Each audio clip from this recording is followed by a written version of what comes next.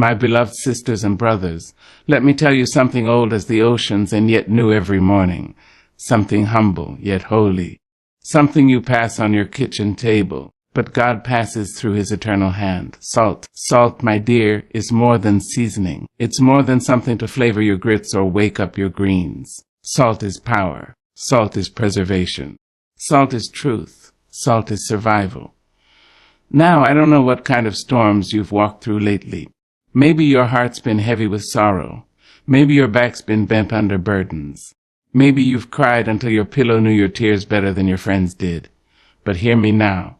Even in those moments, God was sprinkling salt on your soul, because salt, in its essence, does what the righteous do. It preserves what's worth saving and burns away what must be cleansed. Do you remember what Jesus said? Oh, yes, he said. You are the salt of the earth. Not the sugar, not the spice, not the honey, he said salt. Because sugar melts, but salt holds on. Salt stays when the fire gets hot. Salt endures. You see, salt doesn't need to be loud to be powerful. You don't need a platform, baby. You don't need applause.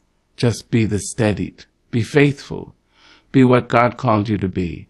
My dear heart, let me sit with you a while and speak plainly yet poetically about something so simple, so small yet profoundly mighty. Salt, not the kind you toss casually over your shoulder or stir into soup without a second thought. No, beloved, I'm talking about the salt deep inside you. The seasoning of your spirit, the strength that has kept you upright when life tried to fold you in two. You see, salt is quiet. Salt does not demand applause. Salt does not need to shout to prove it's there. But let it be missing, and the whole dish falls flat. Let it be absent, and you'll taste the lack in every bite. Salt is strength in silence. It's the power of endurance, the power of presence. And that, my dear, is how you were created. You were not fashioned in weakness. You were not spoken to being by mistake. No, no. The God of glory shaped you with intention. He reached into the earth and pulled forth not just a body, but a soul seasoned with power. You were salted with grace. You were salted with wisdom. You were salted with strength that even time cannot tarnish. Life will test that strength. Life, with its storms and shadows, its betrayals and heartbreaks, its mountains and its valleys. Life will try to unseason you. It will try to water you down, make you forget who you are. But salt, my dear, is resilient. It may dissolve in the pot, but its presence is never lost. That's who you are. The heat of life may rise. The pressure may build. But like salt in boiling water, you remain, changing everything around you without losing the essence of who you are. There were days, yes, I know, when you wanted to give up, when the weight was too much, when the grief was too loud, when the pain wouldn't go away. But salt doesn't give up. Salt endures. Salt holds on. Salt stays, and so did you. Let the world praise the sugar, the shiny, the sweet. But give me the salt of a soul that has survived. Give me the salt of a woman who has cried herself to sleep and still risen to sing in the morning. Give me the salt of a man who has been broken and bruised, but not bowed. That, my love, is the kind of strength you carry. A strength not born of circumstance, but of spirit. A strength that came with your breath, came with your birth, came from the divine. And I must tell you, salt is not only strong, salt is sacred. In ancient days, when people made a covenant, an unbreakable bond, they sealed it with salt, not with gold, not with silver, but salt. Why? Because salt lasts, salt endures, salt does not spoil, and when God placed his hand on your life, he seasoned you with that same covenant. A promise that you are not alone, a promise that what he placed in you will not decay. You were not made to crumble, you were made to preserve, so when you walk through fire, remember this. Salt doesn't burn. When the winds howl and the rain falls, remember this. Salt does not wash away. You may be shaken, you may be bent, but you will not be undone. Because the power of salt is in its staying, in its keeping, in its quiet strength that transforms without boasting. Some people look for strength in loud voices, clenched fists, or heavy steps. But strength is also in the gentle, in the consistent, in the humble. Strength is in the woman who keeps praying when no one's listening. Strength is in the father who stays when it's easier to run. Strength is in the soul who forgives again and again and again. And that is salt you. And you were seasoned by your struggles. You were strengthened by your storms. You were sanctified by your scars. Don't you ever be ashamed of them. The salt in you came through the crushing, came through the pressing, came through the heat. But it remains. And it remains powerful. When people say you've changed them, when they say your presence lifted them, helped them, healed them, they are tasting the salt in your soul. They are experiencing the quiet, holy power of a spirit seasoned by God himself. So stand tall, child, walk boldly, love deeply. You don't have to yell. You don't have to demand. Just be what you are. Just live in your truth. Just let your soul do what salt does. Preserve what is holy, heal what is hurting, and flavor this world with the grace of God. And when the world gets loud, when fear knocks at your door, when doubt whispers lies in your ear, remember this. Salt doesn't lose its strength just because the heat rises. In fact, that's when its power shows. So I say to Yug, stay salty, child. Stay seasoned. Stay strong, not with fists clenched, but with your soul grounded, with your heart rooted, with your spirit lifted. Because when God said, you are the salt of the earth, he meant you. In your silence, in your sorrow, in your strength, in your stillness, you are not just enough. You are essential, you are powerful. You are salt, and salt, my dear, is holy. Let me whisper to your soul, child, about something so small yet so sacred. Salts, again, this simple mineral that dances across your dinner plate, that seasons your soup, that's tucked away in your grandmother's cupboard like a quiet guardian. It is more than flavor. It is more than function. Salt preserves. It keeps what matters. It saves what should not be lost. You see, before there were freezers, before there were plastic wraps and shiny machines humming in kitchens, there was salt. When the world was simpler, when folks lived close to the land and worked with their hands, they knew that salt was a gift from God. It kept the fish from spoiling. It kept the meat from rotting. It kept the food from dying before it reached the table. And just as it preserved the food, it now preserves your soul. You've got salt in your spirit. Yes, you do. The kind that keeps goodness from fading away. The kind that holds truth together when lies try to rot the foundation. The kind that keeps love alive even after it's been bruised and battered. Because, my dear, this world, this beautiful, aching world, has a way of decaying the best parts of us. It whispers to us to let go of our hope, to stop believing in what's good and right, to discard what no longer serves the noise. But salt is different. Salt stands still. Salt protects. Salt says, not on my watch. There is preservation power in your presence. You may not even know it.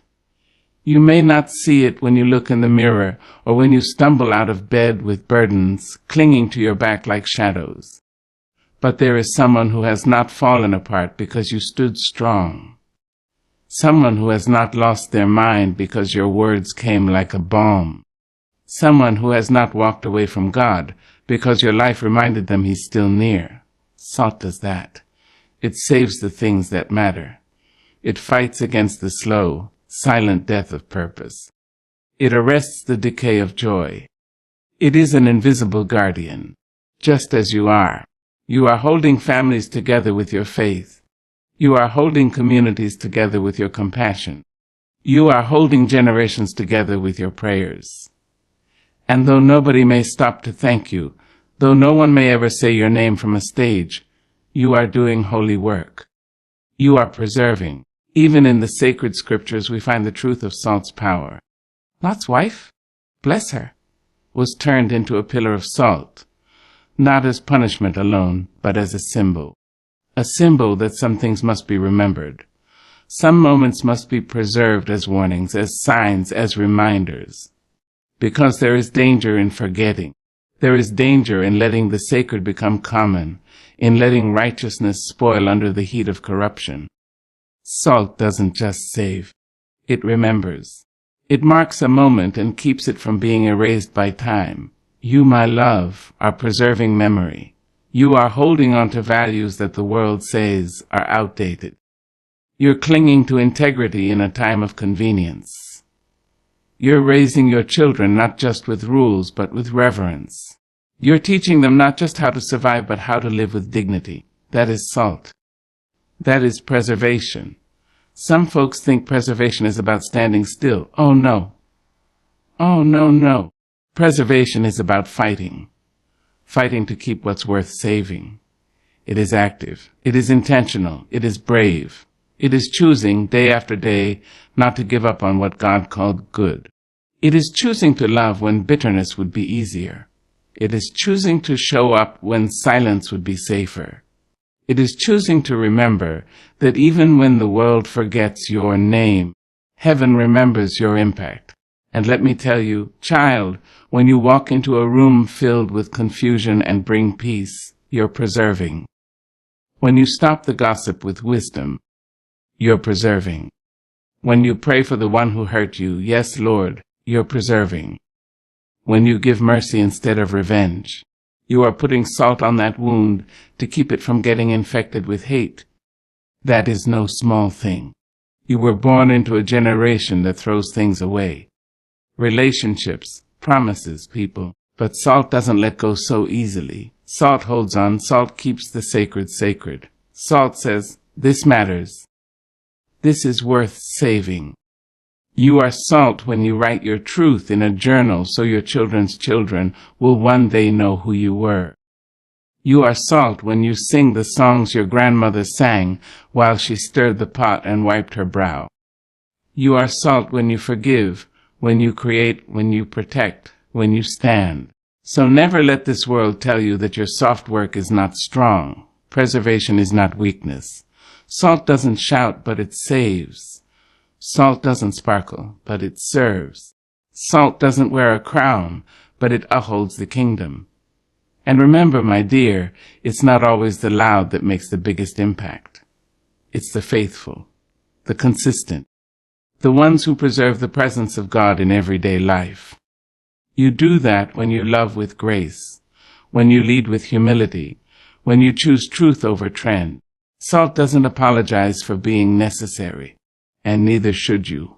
You were given this role not by man, but by the Master, the one who knows how easily this world forgets what matters. So he sprinkled you into it, not to blend in, but to bless, to preserve joy, to preserve hope, to preserve the beauty of life lived in faith.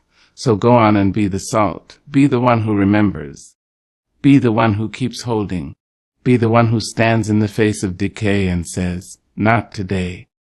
Because you are not just a bystander in this world. You are its seasoning. You are its strength. You are its preserver. You are salt. And that, my dear heart, is holy. There is something sacred about touch. Not just the kind that reaches out with fingers, but the kind that seasons every soul it meets. Salt has a way of elevating everything it graces. It brings out flavor, yes, but more than that, it reveals essence. It pulls forth the beauty already hidden inside the thing. That is the blessing of salt. It does not try to replace.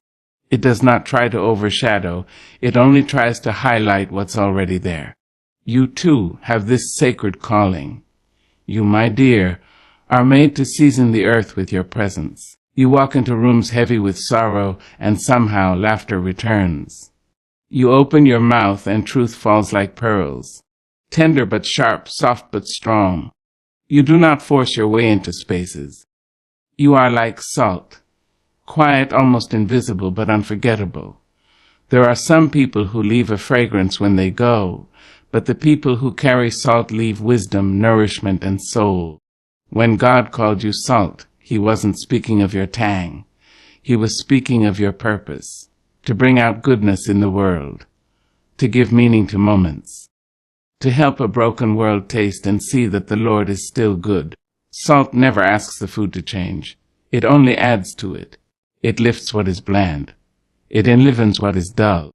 That's the power of seasoning. It brings life to life. So when you season the world, you're not just being nice. You are being divine. You are living the way salt lives. You are bringing out the best in others, not by pushing them or preaching at them, but by living so fully in your truth that they begin to remember their own. You see, a seasoned soul doesn't crave attention. It craves impact. And child, let me tell you this, there's no power in just looking pretty. The power is in being useful. A life well lived is a life that seasons everything it touches. A life that leaves people better than it found them. A life that is kind, not for applause, but because kindness is a legacy that can't be buried. When you choose compassion, when you choose courage, when you choose to see people not as problems but as purpose, you are being salt. You are seasoning. You are adding value. That's what this world needs, nor noise. Not more fame, but more seasoning. More souls that walk slowly and love deeply. More souls that speak truth, even when it trembles in their throats. More souls that remind the world of grace. And isn't that just like salt? To be small, to be unnoticed, but to make the whole dish sing. Let them call you too quiet. Let them call you too old-fashioned, too gentle, too spiritual. They don't understand that salt doesn't brag. It just blesses. It does its work and slips away. It changes everything without demanding anything in return. Sometimes seasoning doesn't mean saying anything. It means standing there with a soft presence, eyes full of empathy, spirit full of God. It means holding someone's hand without needing a thank you. It means speaking a word in due season, not to impress but to heal. Your salt is your spirit, and oh, how needed that spirit is. When your child comes home heavy with the burdens of a cruel world, and you listen with your whole heart. Seasoning. When your partner has lost their way, and instead of criticism you offer patience and prayer. Seasoning. When your co-worker snaps, and instead of snapping back you respond with a silence full of strength. Seasoning. When you go into the store, and you smile at the cashier who's been mistreated all day. Seasoning. When you go to church, not to be seen but to serve. Seasoning. It's in your walk, in your words, in the way you carry grief with dignity, joy with humility, and truth with tenderness. That is seasoning. Let me tell you, child, God has placed you exactly where you are, not by accident but by assignment. You are in that family, on that job, in that neighborhood, in that body, not to just take up space, but to season it, to lift it, to love it, to show it what it means to be touched by salt. But hear me now. Salt loses its power when it forgets its purpose. And so do we. Don't let bitterness steal your seasoning. Don't let resentment dull your shine. Don't let fear tell you that you don't matter. You do. You were made to bring flavor, to bring faith, to bring fire where the world has gone cold. Salt never apologizes for being salt. It doesn't say, I'm sorry for being essential. It simply shows up. It simply does what it was created to do. That's your job too. Show up. Speak love where there is hate. Speak peace where there is war. Be the one who doesn't just go with the crowd, but seasons the crowd with higher standards. Be the one who doesn't just quote scripture, but lives it. You don't have to be perfect to be powerful. Salt doesn't need perfection. It needs presence. Just be there with your whole heart. Be there, bringing the essence of heaven into every moment. Even when they don't notice you, keep seasoning. Even when they take you for granted, keep seasoning. Even when they try to water you down, keep seasoning. Because when the Lord made you salt, He knew the world would need what only you could bring. Your insight, your love, your stillness, your fire. So don't hide your seasoning. Don't play small. Don't shrink to fit inside anyone's fear. You were made to preserve and to bless. You were made to lift and to illuminate. You were made to season the earth with the grace of God that lives inside you. And when your time here is done, may the world say of Yug, she walked softly but carried strength. She didn't need to be loud. She just needed to be present. She brought light. She brought love. She brought salt. There are moments in life when all seems lost, when the well has run dry, when the doors have been locked, when your name is forgotten and your prayers feel unanswered. And in those moments, a quiet question rises from the deep. How can I go on? It is in such moments, child, when we learn the preserving power of salt. Salt doesn't just season. It doesn't only make things taste better. Salt preserves. It keeps what should have spoiled. It protects what should have perished. It holds together what time and trouble try to tear apart. And that, my dear, is a miracle in itself. See, when life hands you bitterness, pain, and sorrow, you can become bitter yourself. Or you can become salt, something that holds on to what matters, something that keeps the spirit alive, even when the body is tired. Salt reminds us that faith doesn't always shout from mountaintops. Sometimes it whispers in the valley. I'm still here. That's what you do when you preserve. You stand firm. You stay faithful. You choose to love when hatred seems easier. You choose to hope when giving up seems justified. You choose to carry your grandmother's wisdom, your mother's prayer, your father's strength.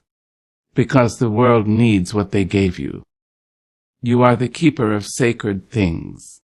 There was a time when black folks weren't allowed to read the Bible, and still they remembered the verses. They kept them hidden in their hearts like salt in a pouch. They hummed the hymns beneath their breath in cotton fields. They rocked babies to sleep with songs of Zion. And somehow, even through chains and lashes, lynchings and losses, they preserved the faith. Now, child, if they could preserve joy under that weight, surely we can carry hope in ours. Preserving doesn't mean pretending. It doesn't mean you don't hurt. It doesn't mean you don't cry. It means you don't let that pain make you bitter. You don't let it make you blind to beauty. You rise even when the rising is slow and your knees are sore. You rise and you bring the recipe with you. How to endure, how to forgive, how to keep your soul intact when the world tries to unravel it. That's what our ancestors did. And that's what you can do. Because when you preserve, you are saying to the enemy, you may touch my body, but not my spirit.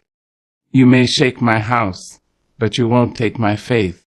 You may try to spoil what God has built, but I've been salted with divine strength. Salt preserves by soaking in. It doesn't sit on the surface. It doesn't do its work from a distance. It must enter in to keep the rot away. Likewise, your love, your wisdom, your presence. It must enter into people's lives to preserve them, not to control them, but to keep their dignity intact, to remind them of who they are, to say, I see you, and I will not let you rot in your sorrow. Think of the mothers who sit by hospital beds, praying without ceasing. Think of the grandfathers who tell old stories not to brag, but to preserve history. Think of the teachers who spend their own money on books just to light a fire in one child's mind. Think of the neighbor who leaves a plate on the porch. Think of the women who cook for repasts, not for thanks, but to help a grieving family eat and remember they're still alive. That's preservation. Salt doesn't keep things as they are. It keeps them from dying before their time. That's the work of every soul that chooses light over darkness. When you call someone just to check in, when you forgive even though the wound still stings, when you make something out of nothing, soup from scraps, joy from brokenness, hope from silence, you are preserving. This moment matters. This love matters. This life matters. A preservation is an act of resistance. You resist the urge to numb yourself. You resist the pressure to hate. You resist the world's shallow rush by choosing the deep and the eternal. You say, no, I will not discard what is holy just because it's hard. I will not throw away what is sacred just because it's old. I will preserve it, hold it close, keep it tender even as the years pass. Because the world will try to make you forget. It will try to make you forget the songs your grandmother sang while shelling peas on the porch. It will try to make you forget the prayers whispered through tears on the midnight floor. It will try to make you forget the power of being kind when cruelty is trending. But salt, child, remembers. It remembers the goodness. It remembers the struggle. It remembers the God who never left. And so do you. Every time you write that poem, you are preserving. Every time you speak the truth in love, you are preserving. Every time you show up when it's easier to stay away, you are preserving. Every time you pass on wisdom to the next generation, you are preserving. And Lord knows, this world needs preservation. Not just of our stories, but of our spirits. Not just of our culture, but of our courage. Not just of our past, but of our purpose. So don't you get weary in well-doing. The salt you carry is ancient and powerful. It comes from those who came before, and it will bless those who come after. You are a vessel of memory. You are a guardian of grace. You are salt. Child, you are salt, and salt knows how to keep what the world would otherwise waste. There comes a time in each life when we must rise above the simple and reach for the sacred. Not just in what we say, but in how we live. Salt, sweet child, was never meant only for flavor. Salt was meant for covenant, for connection, for remembrance, for binding what is holy to what is human. In the old times, the truly old times, salt was used not just for the body, but for the soul. It was used in offerings. It was used in prayers. It was used to seal agreements not with ink, but with trust. When God made a covenant, there was salt. Not because he needed seasoning, but because he wanted to remind us this bond shall endure. Yes, salt is the keeper of covenant. It is steadfast. It does not change with the seasons. It doesn't waver when the winds blow. It stands firm and resolute. So too must we stand in our covenant with God, with ourselves, and with one another. You see, when you give your heart to the Lord, it is not a transaction. It is not a bargain. It is not a quick promise whispered on Sunday morning and forgotten by Monday night. No, child, it is a covenant. It is sealed not with applause, but with tears, not with thunder, but with trust. You walk through fire. You climb over valleys. You lose some things along the way, but you stay with him because he never left you. Just like salt never leaves a meal unchanged, God's covenant never leaves a soul untouched. He promised he would never forsake us. Not in the flood, not in the famine, not when we fail, not when we fall. And if God can honor his covenant with us, shouldn't we strive to honor our covenant with him? A covenant is not convenience. It is not always easy, and it is rarely glamorous. It is work. It is love clothed in sweat. It is prayer uttered in doubt. It is grace offered when you feel empty. But child, that's the kind of love that lasts. Salt was also used in ancient rituals to show purity. When they offered sacrifices, they didn't just bring grain or oil or incense. They brought salt. Why? Because salt meant this was a holy offering. This wasn't for show. This one for status. This was sacred. And so I ask you, what are you offering to the Lord today? Is it salted with sincerity? Is it pure of motive? Is it real? Or are you offering half of yourself, expecting the fullness of God in return? The covenant of salt reminds us to live with integrity, not perfection, child. No, we'll never be perfect, but we can be honest. We can be faithful. We can show up when it's hard. We can keep our word. We can forgive even when we've been wronged. We can love even when the world tells us not to. That's covenant living. That's what it means to have salt in your spirit. See, when Jesus called us the salt of the earth, he wasn't just giving a compliment. He was giving a commission. He was saying, you are meant to preserve what is good. You are meant to flavor the world with grace. And you are meant to keep covenant when others have forgotten how. You don't just go to church. You become the church. You don't just read the word. You live the word. You don't just say grace. You give grace. Because a salted soul cannot be shaken. Oh, but hear me, beloved, for even salt can lose its savor. Even the most committed can grow cold. Even the most faithful can forget. That's why we stay close to the source. We read his word not out of duty, but out of desire. We pray not to impress, but to connect. We love not because we must, but because we've been loved first. And that love is the salt in our covenant. Salt was also a sign of loyalty in the ancient world. To eat salt with someone meant you shared peace. You shared trust. You were bound not by law, but by honor. That is what God wants from us. Not empty rituals, not hollow praise, but hearts that walk with Him, not just when it's easy, but when it's hardest. Child, covenant means you don't walk away when it gets tough. Covenant means you don't praise Him only in the palace. You praise Him in the prison, too. Covenant means you don't serve only when people are watching. You serve when nobody sees but God. Covenant means you don't pick up the cross just on Sundays. You carry it every day because He carried it for you. Salt can sting when placed on a wound, but it also heals. Likewise, covenant requires sacrifice. It burns sometimes. It humbles us. It breaks our pride. But it also restores what sin tried to destroy. It makes us new. It binds us back together with the one who made us. So when life grows bitter, add salt. When your relationships are crumbling, add salt. When your spirit is weary, add salt. And I don't mean the kind from the table. I mean the kind that lives in your soul. The kind that says, I remember who I am. I remember whose I am. I remember the covenant, and I will not walk away, because you, beloved, are a child of covenant. You were bought not with silver, not with gold, but with love, sweat, blood, and tears. God has salted your path with mercy.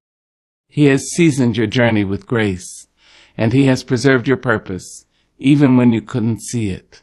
So walk forward now, not in fear, but in faith. Let your words be seasoned.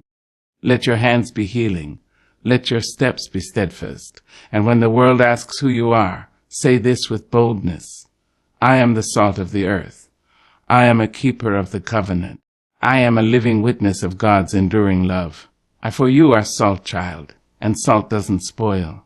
Salt endures.